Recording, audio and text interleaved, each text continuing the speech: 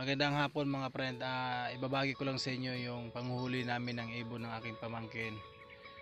Pero bago ko to simulan, shout out muna kay Gretchen Baldono Tipait, kay Reven Dionglay. Please subscribe po kayo sa aking munting channel and i-hit nyo rin ang notification bell para updated kayo sa mga video na ilalabas ko.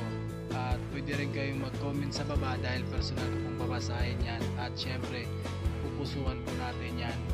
And pwede rin kayong mag-suggest ng video, baka makayanan ko. At syempre, gagawin ko po yan para sa inyo. Tara, let's go!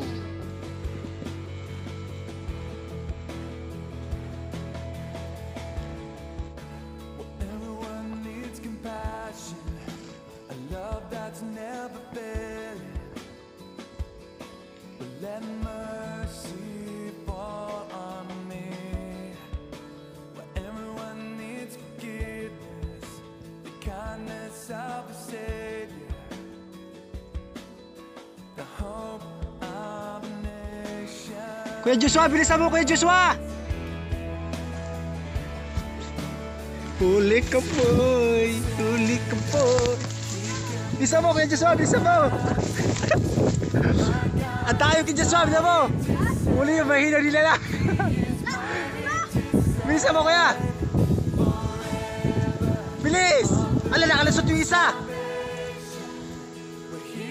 Bili Kuya!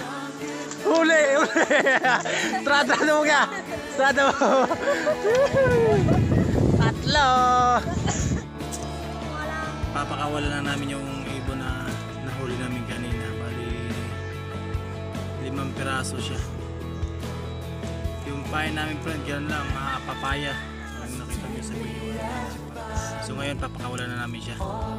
Tara, lilipat na!